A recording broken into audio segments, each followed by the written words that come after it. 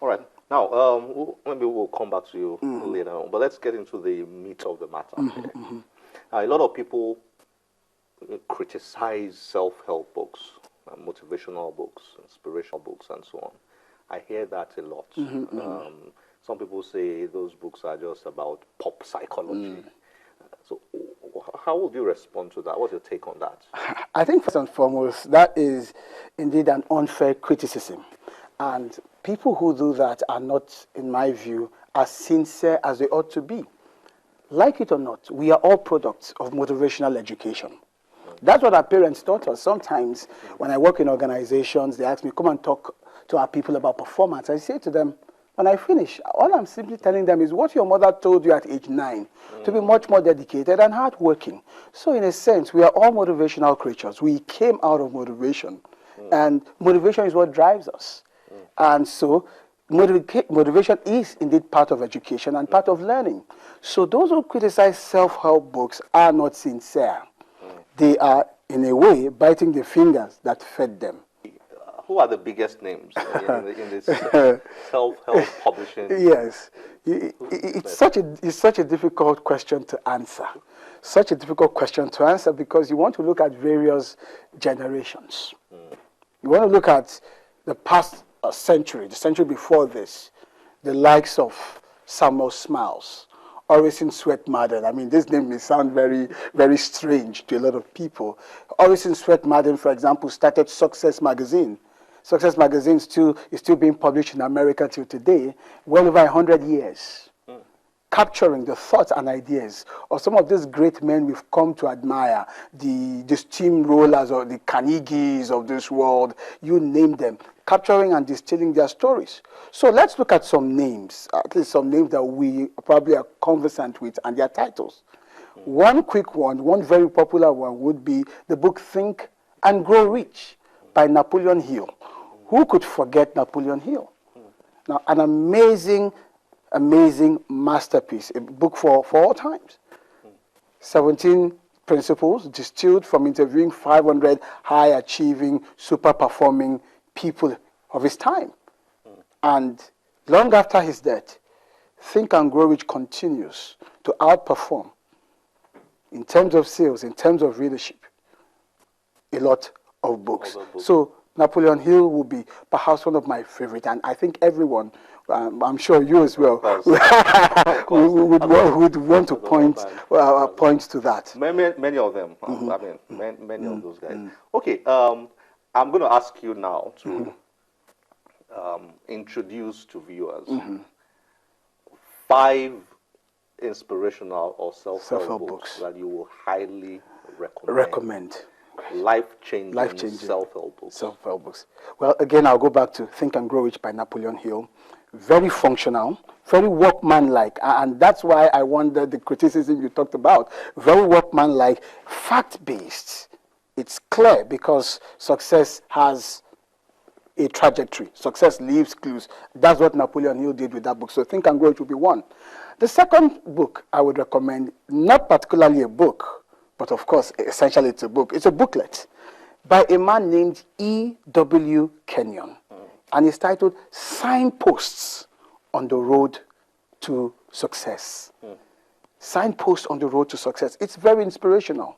It deals with some of those ideas that human beings, young people especially, need to attune themselves to very early in life in order to make it to the top. So it shows you, it's literally small book like this. Booklets, very small, powerful, less than 100 pages booklet, but very significant.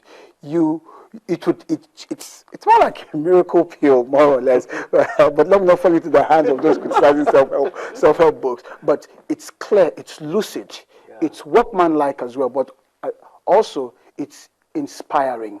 It awakens your mind to that fresh breath of ideas, of things that are possible out there, and gingers you. So that will be my second pick. And then my third pick, let's be a bit more contemporary now, and I would also like to, I would refer people to read The 7 Habits of Highly Effective People. Stephen Covey. Masterclass, master act. For well over 4 or 5 years, it remained as #1 on the New York Times bestseller list. Now, that's never happened in aeons, to have a self-help book dominate for so long. And that's because, again, I go back to the to the critics of self-help material. It deals with the issues that you and I face on a daily basis, such as how do you become more proactive? How do you play the dog that wags the tail rather than the tail that wags the dog? How do you make sure that you can begin with the end in mind? You think ahead of things before you do them. How do you make choices and not allow the extremities and the contingencies, exigencies dictate to you in terms of what you should do and what you should become? How do you lead yourself rather than circumstances leading you? So Stephen Covey's work, The Seven Habits, very effective. As another all-time classic. All-time, any day, any time. And I'd recommend that. Then my fourth pick would be from a man that we will always remember. My favorite author, Jim Rohn. Jim Rohn, Any Day, Anytime, referred to as America's foremost business philosophy. I think that Jim Rohn, in his era, smacks of the Solomon of our time in terms of his approach to ideas and issues. And Jim Rohn wrote a book titled Leading an Inspired Life. Superb work. Jim Rohn talks about, the various seasons of life. The various seasons of life, spring, autumn, winter, summer, and relates those environmental realities to our human experiences. That when it's summertime, it's the bright time, it's the brightest time of your life. It's a time for energy, it's a time for endeavor, it's a time to set out and get things done. When it's winter, things may not be working as well, but rather than become a winter of discontent, how do you realign? How do you position yourself for other opportunities ahead? So it distills using nature to drive home key classical messages that continue to reverberate long after he's left us. So that will probably be one of my favorite classics. And then I would want to give the fifth one to. And by the way, this is not to say that some of these titles are far outweigh. Absolutely, I probably want to give it to Tom Peters and Waterman, the book In Search of Excellence. In Search of Excellence. It blew organizations out of the water.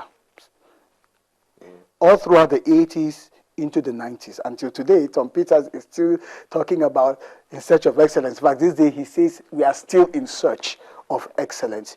It brought individuals within the organizational framework, because when we talk about self-help, we need to realize that it's helping you, the individual, to become better so that you can perform at work, perform in your relationship, in life, in everything that you do. Thank you, Ubong, for always a pleasure, the Channel Book Club. It's a pleasure. Thank you. Thank you very much. Don't forget you can always join us on any of our social media platforms displayed on your screen. My name is Olakunle Kasumo. Remember, one great book can change your life. Bye-bye.